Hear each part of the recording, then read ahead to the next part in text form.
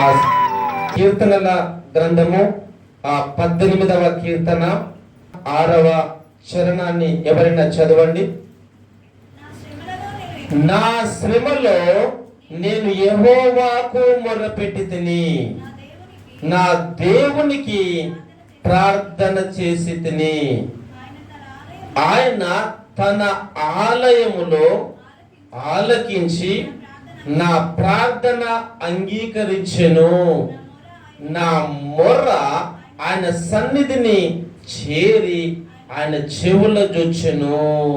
ఆమేన్. హల్లెలూయా, హల్లెలూయా. ఈ యొక్క శ్రేష్టమైనటువంటి మాట పరిశుద్ధాత్మ దేవుడు ఈరోజు జ్ఞాపకం చేసినటువంటి మాట.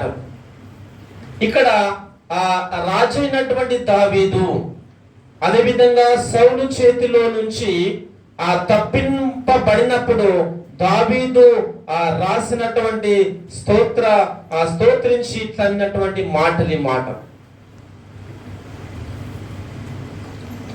దావీదు రాజు సౌలు చేతిలో నుంచి ఆయన తప్పించబడినప్పుడు, ఆయన ప్రతికూలమైన పరిస్థితిలో ఉండి ఈ రాసినటువంటి ఈ మాటలను మనం యొక్క కీర్తనలో మనం చూస్తా ఉన్నాం. ఇక రాజైనటువంటి దావీదు, రాజైనటువంటి ఒక అద్భుతమైనటువంటి సేవకుడు పలికే మాట ఏంటంటే, నా శ్రమలో నేను యెహోవాకు మొర్రపెట్టి తిని, నా దేవునికి ప్రార్థన చేసి తిని. ఆయన తన ఆలయములో ఆలకించి నా ప్రార్థన అంగీకరించెను. నా మొర్ర ఆయన సన్నిధిని చేరి ఆయన చెవులో జొచ్చెను. హల్లెలూయా. ఇక్కడ దావీదు గారు చేస్తున్నటువంటి ఈ యొక్క మాట చూడండి. నా శ్రమలో నేను యెహోవాకు మొర్రపెట్టి తిని, నా దేవునికి ప్రార్థన చేసి తిని. ఎప్పుడు మొర్రపెట్టాడు చూడండి, నా శ్రమలో. ఎప్పుడు మొర్రపెట్టాడు? నా శ్రమలో నేను యెహోవాకు మొర్రపెట్టి తిని. ఎప్పుడు మొర్రపెట్టాడు? శ్రమలు వచ్చినప్పుడు, కష్టాలు వచ్చినప్పుడు, సౌలు రాజు అతని మీద పడ్డప్పుడు, శ్రమ కలిగినప్పుడు మొర్ర పెడతా ఉన్నాడు. నా శ్రమలో నేను యెహోవాకు మొర్రపెట్టి తిని. నా శ్రమలో, ఆయనకు కలిగిన శ్రమలో ఆయన దేవునికి మొర్ర పెట్టాడు. ఇక్కడ రాయబడిన చూడండి, నా దేవునికి ప్రార్థన చేసి తిని. నా శ్రమలో నేను యెహోవాకు మొర్రపెట్టి తిని, నా దేవునికి ప్రార్థన చేసి తిని అంటాడు. శ్రమలు వచ్చినప్పుడు ఏమాత్రము కృంగిపోవద్దు. శ్రమలు వచ్చినప్పుడు, ప్రతికూలమైన పరిస్థితులు ఎదురైనప్పుడు ఏమాత్రము కృంగిపోవద్దు. ఒక దావీదు అనే భక్తుడు ఏమాత్రం కృంగిపోలేదు. నా శ్రమలో నేను యెహోవాకు మొర్రపెట్టి తిని. నాకు శ్రమ వచ్చింది, నాకు ఇరుకు వచ్చింది, నాకు ఇబ్బంది వచ్చింది, ప్రతికూలమైన పరిస్థితి నాకు ఎదురైనా ఆయన ఏం మాట్లాడుతా ఉన్నాడు? నా శ్రమలో నేను యెహోవాకు మొర్రపెట్టి తిని, నా దేవునికి ప్రార్థన చేసి తిని అంటాడు. ఎవరికి ప్రార్థన చేశాడు? ఎవరికి మొర్ర పెట్టాడు? శ్రమలో. అక్కడ రాయబడిన శ్రమలో నేను యెహోవాకు మొర్రపెట్టి తిని, నా దేవునికి ప్రార్థన చేసి తిని. శ్రమలో మొర్ర పెట్టాడు. ఆయన జీవము కలిగిన దేవుడు, నా ప్రార్థన అంగీకరించే దేవుడు కాబట్టి నా ప్రార్థన నేను నా దేవునికి ప్రార్థన చేస్తానని చెప్పి ఆయన దేవునికి ప్రార్థన చేశాడు. మరి శ్రమలో మొర్ర పెట్టాడు, మరి ప్రార్థన చేశాడు. మరి దేవుడు ఈయన శ్రమను చూశాడా, లేక ఆయన ప్రార్థన విన్నాడా అని మనం చూస్తే చూడండి, ఆయన తన ఆలయములో ఆలకించి నా ప్రార్థన అంగీకరించెను. నా మొర్ర ఆయన సన్నిధి చేరి ఆయన చెవుల జొచ్చెను. అప్పుడు భూమి కంపించి అదిరెను, పర్వతముల పునాదులు వణికెను, ఆయన కోపింపగా అవి కంపించెను. హల్లెలూయా. ఎప్పుడైతే మొర్ర పెట్టాడో, ఎప్పుడైతే దేవుడికి ప్రార్థన చేశాడో, దేవుడి నా మొర్రను విన్నాడు, ప్రార్థన విన్నాడు. ఇక్కడ రాయబడినది ఆయన తన ఆలయములో ఆలకించి నా ప్రార్థన అంగీకరించెను అన్నాడు.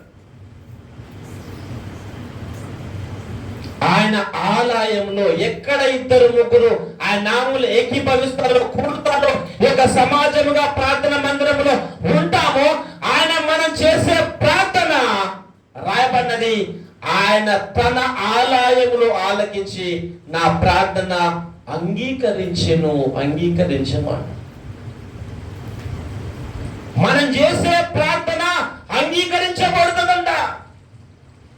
మనం చేసేటువంటి మొర్ర ఆయన సన్నిధి చేరి ఆయన చెవులలో వచ్చిందట. ఆయన ప్రార్థన మనము ప్రార్థన చేస్తే దేవుడు చేసుకుంటాడు. హల్లెలూయా. మనం ప్రార్థన చేస్తే దేవుడు ఏం చేస్తాడు? జోక్యం చేసుకుంటాడు. నీ శ్రమల నుంచి తప్పించడానికి, నీ అప్పుల నుంచి విడిపించడానికి, లేకపోతే ప్రమాదంలో నుంచి కాపాడడానికి, లేకపోతే కష్టాల్లో ఎదుగుల బాధలు ఇబ్బందులు నువ్వు దేనికుండా ప్రయాణం చేస్తున్నావో దానిలో నుంచి నువ్వు మొరపెడితే, నువ్వు ప్రార్థన చేస్తే దేవుడే జోక్యం చేసుకొని ఆయన నీ దగ్గరకు వచ్చి ఏం చేస్తాడంటే నిన్ను బలపరుస్తాడు, నీ శ్రమను తప్పిస్తాడు, నీకు వేరొక మంచి మార్గాన్ని చూపించి ఆయన తన కుమారునిగా తన కుమార్తెనుగా ఆయన ఏం చేస్తాడంటే నిన్ను అనేకులకు తెలియపరిచే విధంగా ఆయన నిన్ను నిలబెడతాడు. హల్లెలూయా, హల్లెలూయా. మనం ఆరాధించే దేవుడు, ఆయన మన ప్రార్థన వినే దేవుడు. మనం ప్రార్థన చేస్తే మన దేవుడు మన ప్రార్థనకు జవాబిచ్చే దేవుని మనం కలిగి ఉన్నాము. కాబట్టి మనం ఈ రోజు ఉపవాసం ఉండి జీసస్ లవ్స్ ప్రార్థన మందిరంలో మనము ప్రార్థన చేస్తున్నాం. మనమైన మాటలు మనం ఏం చేస్తున్నాం? వింటున్నాము. ఆయన దేవుని యొక్క వాక్యము ద్వారా మనము దేవునికి ప్రార్థన చేసినప్పుడు, తన ఆలయంలో నుంచి మనం ప్రార్థన చేసినప్పుడు ఆయన మన ప్రార్థన విని ఆయన మనకు జవాబు అనుగ్రహిస్తాడు. మనం ఏమాత్రము కృంగిపోవలసిన అవసరము లేదు. ఎందుకంటే నేను శ్రమలో నేను యెహోవాకు మొర్రపెట్టాను, నేను నా దేవునికి ప్రార్థన చేశాను, ఆయన ఆలయంలో నా ప్రార్థన విన్నాడు, నాకు జవాబుగా చేశాడు అని ఆయన ధైర్యముగా ఈ యొక్క కీర్తన వ్రాశాడు. మొదటిగా మనము శ్రమలో ఉండి ప్రార్థన చేసినప్పుడు మన ప్రార్థన వింటాడు,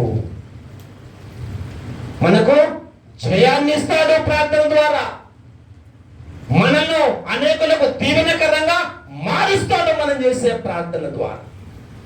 హల్లెలూయా, హల్లెలూయా. అదే విధంగా కీర్తన చూసినట్టయితే 91:15 మీరు చదవండి. అతడు నాకు మొర్ర పెట్టగా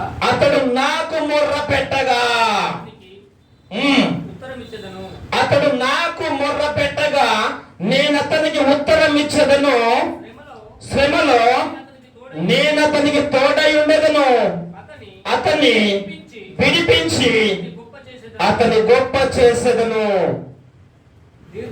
దీర్ఘాయువు చేత అతనిని తృప్తిపరచెదను, నా రక్షణ అతనికి చూపించేదను. హల్లెలూయా, హల్లెలూయా. ఇక రెండవ మాట చూసినట్లయితే ఇక 15లో అతడు నాకు మొర్ర పెట్టగా నేను అతనికి ఉత్తరం ఇచ్చేదను, శ్రమలో నేను అతనికి తోడై ఉండేదను, అతన్ని విడిపించి అతని గొప్ప చేసేదను అంట.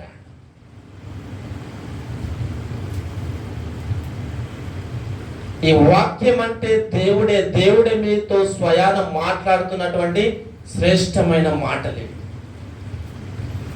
ఈ వాక్యం ఎవరు? దేవుడే వాక్యమై ఉన్నాడు అని రాయబడినది. వాక్యమే దేవుడు, దేవుడే వాక్యము. ఈ రెండవ మాటగా చూసినట్లయితే అతడు నాకు మొర్ర పెట్టగా నేను అతనికి ఉత్తరం ఇచ్చేదను. చూసాం మన మొదటి మాటలో, అతడు నాకు మొర్ర పెట్టగా నేను అతనికి ఉత్తరం ఇచ్చేదను, జవాబిస్తున్నట మన దేవుడు. నువ్వు ప్రార్థన చేసినప్పుడు, నువ్వు ఆయన మొర్ర పెట్టినప్పుడు నీకు జవాబు, నీకు ఉత్తరాన్ని దేవుడు ఏం చేస్తారంటే ఇస్తాను అని మాట ఇస్తా ఉన్నాడు. నువ్వు ఎవరికైనా ఫోన్ చేస్తే వాళ్ళు మళ్ళీ ఫోన్ చేస్తాడు, అవును కదా? ఎవరికైనా నువ్వు ధనం ఇస్తే వాళ్ళు తిరిగి ధనం ఇస్తాడు. నువ్వు ఎవరికైనా మేలు చేస్తే వాళ్ళు తిరిగి నీకు మేలు చేస్తాడు. ఇక్కడ దేవుడు ఏమంటానంటే, నీవు మొర్ర పెడితే, నీవు ప్రార్థన చేస్తే నీకు ఉత్తరం ఇస్తా, నీకు జవాబునిస్తా. మీరు అనుకోవచ్చు, దేవుడు ఎందుకు మొర్ర పెడితే జవాబిస్తాడు, దేవుడు ఎందుకు ఆ ఉత్తరం ఇస్తాడు? కింద రాయబడచ్చు అండి, శ్రమలో నేను అతనికి తోడై ఉండేదను, అతన్ని విడిపించి అతని గొప్ప చేసేదను, దీర్ఘాయువు చేత అతనిని తృప్తిపరిచేదను, నా రక్షణ అతనికి చూపించేదను అని దేవుని యొక్క వాక్యంలో రాయబడ్డారు. హల్లెలూయా, హల్లెలూయా. మనము మొర్ర పెట్టడము ద్వారా మనకు దేవుడు జవాబివ్వడముతో పాటు కింద రాయబడినది, శ్రమలో నేను అతనికి తోడై ఉండేదను, అతన్ని విడిపించి అతని గొప్ప చేసేదను అంటాడు దేవుడు. శ్రమలో ఏం చేస్తారట దేవుడు? రాయబడిన శ్రమలో నేను అతనికి తోడై ఉండేదను, అతన్ని విడిపించి అతని గొప్ప చేసేదను, దీర్ఘాయువు చేత అతన్ని తృప్తిపరచెదను, నా రక్షణ అతనికి చూపించెదను అంటాడు. నీకు దేవుడు వాగ్దానం చేస్తున్నటువంటి మాటలను గట్టిగా పట్టుకోవాలి. వాక్యం నీవు మొదలుపెడితే నేను నీకు ఉత్తరం ఇస్తాను, జవాబిస్తాను. శ్రమలో నేను నీకు తోడుగా ఉంటాను, నిన్ను విడిపిస్తాను. నా